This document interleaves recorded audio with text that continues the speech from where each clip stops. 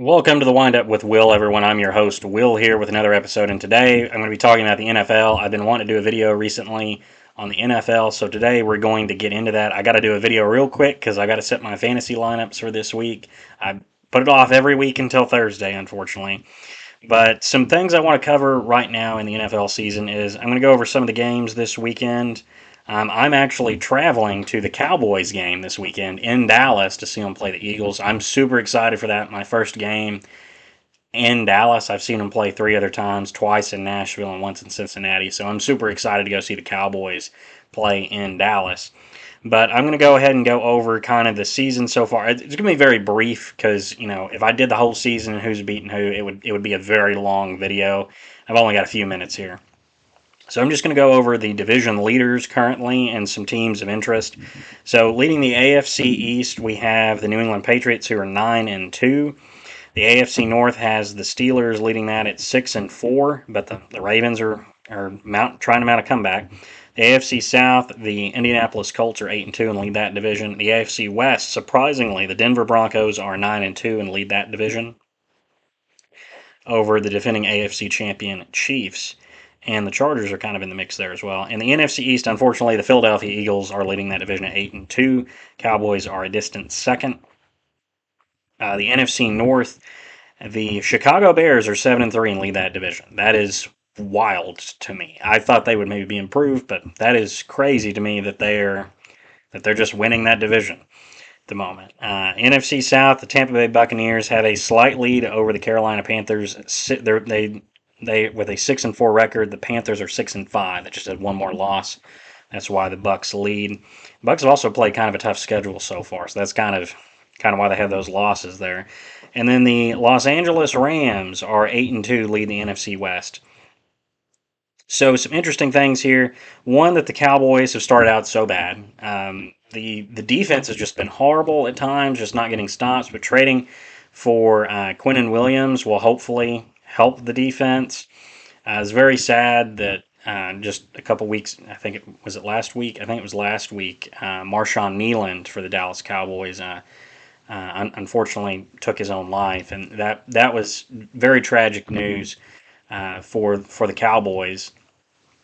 That just to lose one of your teammates there. So that was unfortunate. I think it was kind of in the same time that the Cowboys were looking to trade to add to their team. So just a very unfortunate situation. Very young man, 24 years old, just in his second NFL season. I think his fiance and him had a kid on the way. So just an unfortunate situation there for them. The Cowboys did add Quinnen Williams though last weekend. He played pretty well in the Raiders game this weekend. So that has been the Cowboys' struggle this year, has been the defense. Can they get stops consistently? That is, that has been the name of the game this year. Can the Cowboys defense get stops? And there's been some games where they've shown they have the ability to, but they've just not done it consistently. Their pass rush hasn't been great. But Quinnen Williams looked good the other night. I think getting healthier, the team will look better. They look better the last couple games or so. So I think there is hope for them. I guess not the Cardinals game or the Broncos game, but the Commanders game. So several games of the Commanders game, and then Monday night against the Raiders, the defense looked good. So there is hope that the Cowboys could be better. They're 3.5-point underdogs to the Eagles though this weekend. I hope to see a good game. I hope the Cowboys can pull that out. If the defense can make stops consistently, the Cowboys could get back in the playoff race. I don't know if they're going to catch the Eagles. The Eagles have they've got a 3.5 game lead currently, so that's going to be hard to make up. Now, if they win this weekend, they cut it to 2.5. But with not being able to win the Green Bay game at the end, that it's a tie. That's a win that you could have as well, and your record could be 5-5 at the moment. So it's just unfortunate where the Cowboys have dug themselves in a hole. It looks like the Eagles could very well repeat as division champs and be the first repeat champs in the NFC East in over 20 years, which is crazy to think about. But the Cowboys' defense has got to be consistent. Their offense is great and really good with CeeDee Lamb, George Pickens, Javonte Williams has been a great running back. Dak Prescott, I never thought I would say this, has actually played a good quarterback this year. Never thought those words would come out of my mouth, but he has played well, and the defense has let them down. If the defense can be consistent, the Cowboys can be a playoff team. Again, they're in the hunt, but they've got a lot of winning to do in front of them the rest of the way. My other team, the Tennessee Titans, they are 1-9 on the year, and the only win that they got was a completely ugly win that the Arizona Cardinals just gave away. So just kind of unfortunate for the Cardinals, but great for the Titans that they managed to get a win and avoid going winless. But they have not looked good at all. Um, they just everything is wrong. They've not been able to block running the ball. At times they've not blocked for passing well. Cam Ward, being a rookie quarterback, has made some mistakes here or there.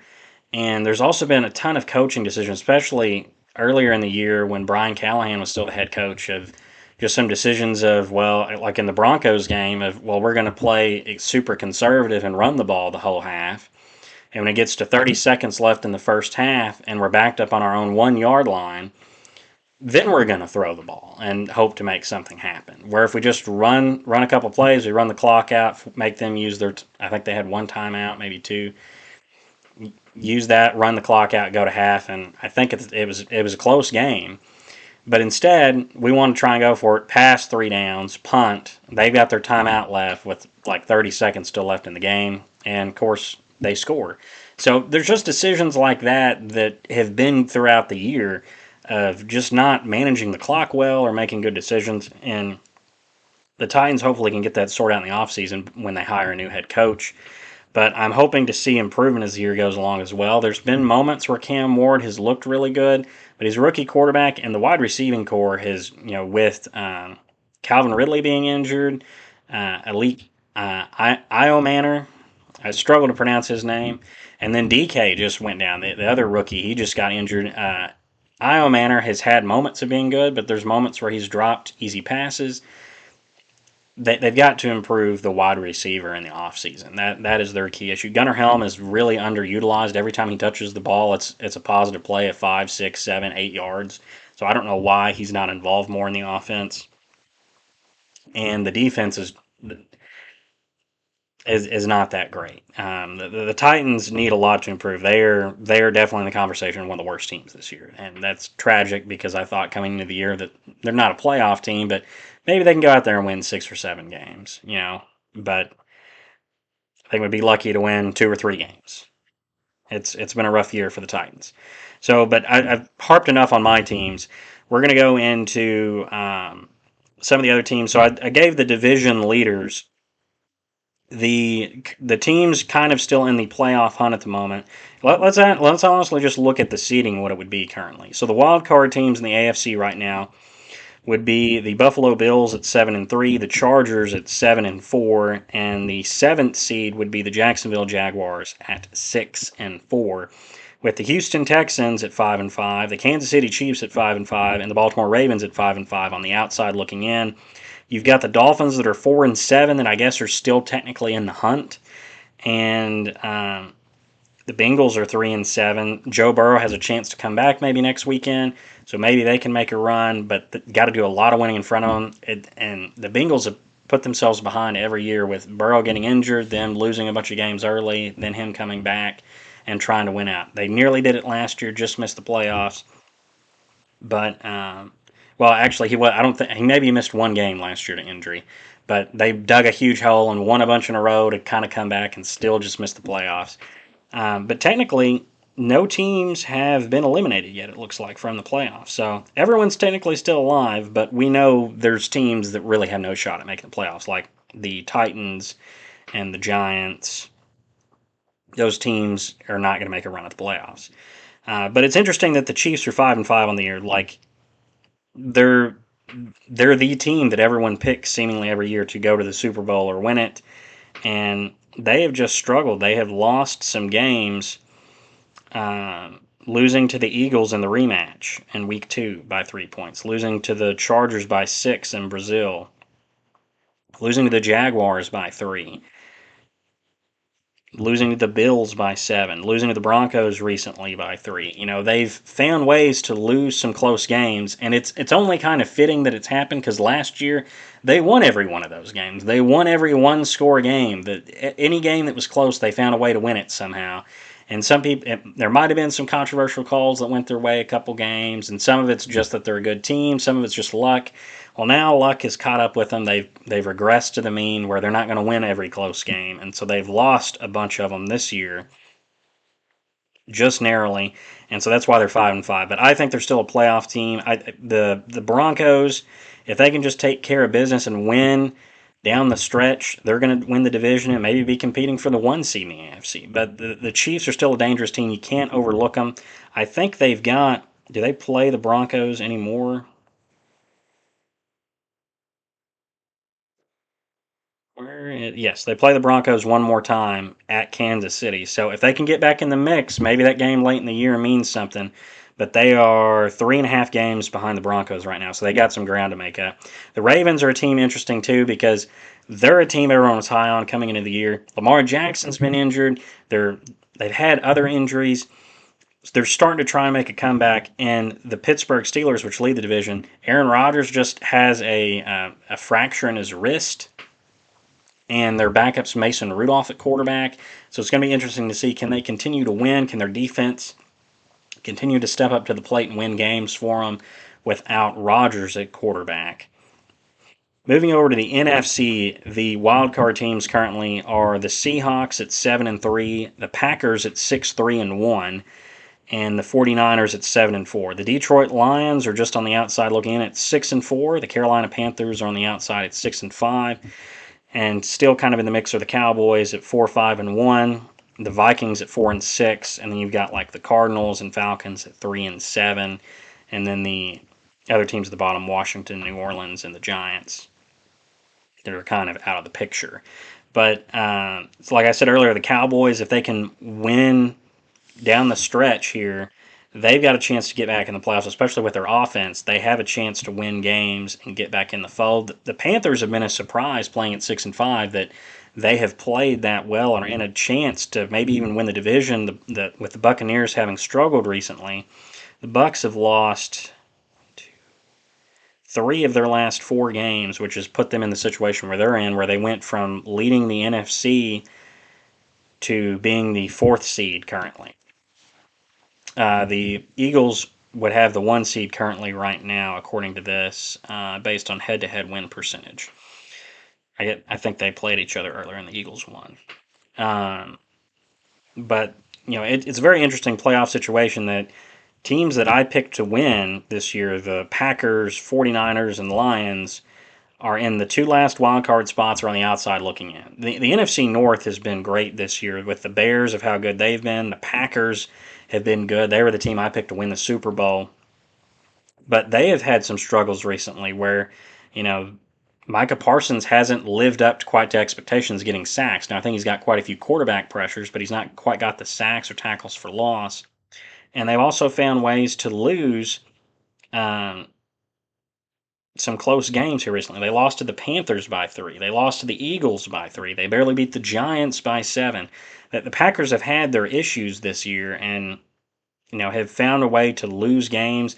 They almost or should have or could have won the game against the Cowboys. So they're kicking themselves for not being in a better place. The Rams and Eagles, though, have looked phenomenal and look like the juggernauts in this conference. Well, over in the AFC, the Broncos and Patriots look stellar and look like they're going to be competing for the AFC title. And the Indianapolis Colts are surprised. I did not think they'd be anywhere near as good as they were. I thought that they would be not good at all, because they're going to Brown Anthony Richardson be quarterback again and just not do a whole lot. Like he's just not have a successful year, and it's really going to be the Jaguars and Texans battling it out. Most likely the Texans, but Daniel Jones has shown that if you can go to another place and you've got good coaching, you can be a good quarterback. You can be a starter. You can go out there and maybe win the MVP. He's going to get some MVP votes this year. So props to Daniel Jones for going out and doing that. Now they're calling him Indiana Jones, which I think is a funny name. But as a Titans fan, it's a little disheartening to see the Colts be good again. You would prefer them to not be good as a Titans fan. Um, but yeah, I guess I really didn't have much other to say than just kind of go over where the standings are currently. Well, I guess I could give you some of the MVP. Uh, players in the MVP conversation. Drake May is well in the MVP conversation with over 2,800 yards. He's got 20 touchdowns to 5 interceptions. Justin Herbert, I think, is going to be somewhat in that as well. 19 touchdowns, 9 interceptions. He's second in yards with 2,600. Daniel Jones is sure going to get MVP votes with 2,600 yards, 15 touchdowns, and 7 interceptions, and the Colts in first place in their division. Dak Prescott will also get some first place votes, especially if the Cowboys. Well, maybe not first place, but he'll get some MVP votes if the Cowboys can get back and end up making the playoffs. He's got 2,500 yards, 21 touchdowns to 6 interceptions, and then Matthew Stafford's another guy that very well is in the MVP conversation. 2,500 yards, 27 touchdowns to lead the league, and only 2 interceptions. He has had a phenomenal year at the age of 37, and he very well could win the MVP this year, his first, and have the Rams in a chance to compete for Super Bowl. Also, unique note is he went over 500 for the first time in his career win loss record this year. So that was cool to see. We get it started off tonight with the Bills at the Texans. The Bills are a 4.5 point favorite. And then we've got a bunch of games on Sunday. Monday night game is the Panthers at the 49ers, which is going to end up being a decent game because the Panthers have actually played pretty well this year. But I guess I can give you a quick rundown of those scores or who I think will win those games. Bills at Texans. Give me the Bills to win that. I think they'll cover it by 4.5. Seahawks at the Titans. The Seahawks are a 12.5 point favorite. I was originally scheduled to go to this game, and before my uncle and cousin asked if I wanted to go to the Cowboys in Dallas, and I jumped on board, of course, and wanted to go see the Cowboys play the Eagles, not realizing it was the same weekend. But the Seahawks are a 12.5 point favorite, and I'm going to pick them to cover it. The Titans have not been very good at all this year. If they make it a close game, I would, of course, be happy, but I don't see it happening. I think the Seahawks win over the Titans. Titans maybe make it close for a half, but just unable to finish at the end. Eagles at the Cowboys. The Eagles are a 3.5 point favorite on the road at Dallas. I'm picking the Cowboys to win since I'm going to this game. I'm going to say the Cowboys win 35-31. I think it'll be a high-scoring game. Colts at the Chiefs. I think this game is super exciting. You've got a team in first place. You got the Chiefs trying to get back in the playoff picture and avoid going under 500. The Chiefs are a 3.5 point favorite. Give me the Chiefs to win this. I think they win this in a close game, 27-24. Pull out the win. Steelers at the Bears. Chicago's a 2.5 point favorite. Give me the Bears. With Aaron Rodgers out, I think the Bears win this game. Patriots at the Bengals, 6.5 point favorite. Joe Burrow's not back yet. The Bengals have had their issues. Their defense still isn't great. Drake May's playing like an MVP candidate. Give me the Patriots to cover here. Say they win 30-20. Jets at Ravens. The Ravens are 13.5 point favorite. Give me the Ravens. Everything that could go wrong for the Jets has. They've just benched Justin Fields and are starting Tyrod Taylor. I think the Ravens win big here. I don't know whether they cover or not. Tyrod Taylor, even though he's an older quarterback, I've seen his magic. He has the ability to avoid defense and be able to get his team to score. So I'm gonna say the Ravens win, but it's maybe not a blowout. Vikings at Packers. The Packers are 6.5 favorite. Give me the Packers to win this game. The Vikings have struggled recently. J.J. McCarthy's not played well. Give me the Packers to win this. I think Micah Parsons finally has a big game, gets some sacks. Packers win. They cover. They'll cover the spread. Giants at Lions. Detroit's a 10 point favorite. Give me the Lions to win. The Giants are just too banged up with injuries. They just have way too many issues on their team, too many injuries, too many missing players. The Lions are fired up trying to get back into the playoffs. The Lions are going to win this game going into the stretch and right before Thanksgiving weekend. Jaguars at the Cardinals. The Jags are 3.5. I keep wanting to say half for everything. I don't know why. They're a 3-point favorite on the road. Give me the Jaguars to cover. The Cardinals have not played well. The Cardinals continue to start Jacoby Brissett instead of Kyler Murray, even though Murray might be healthy. That's a very interesting situation there. Give me the Jaguars to win that game. I'll also say the score 27-24 on that one. Browns at the Raiders. 2-8 teams playing here. Someone's going to get to 3 wins unless there's a tie. Raiders are 4-point favorite.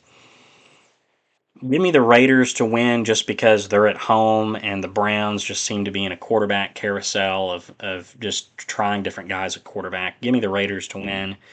Falcons at the Saints. Saints are 2.5-point favorite. Give me the Falcons on the road. Well, actually, no. Michael Penix is out for the year. Who is their?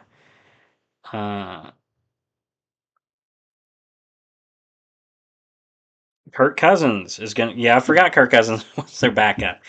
Give me the Falcons to win. Give me Kirk Cousins. I everywhere he's gone, he's found a way to have an impact. Give me Kirk Cousins and the Falcons to win on the road at the Saints. Bucks at the Rams. The Rams are 7-point favorite. Man, the Bucks have had a tough schedule.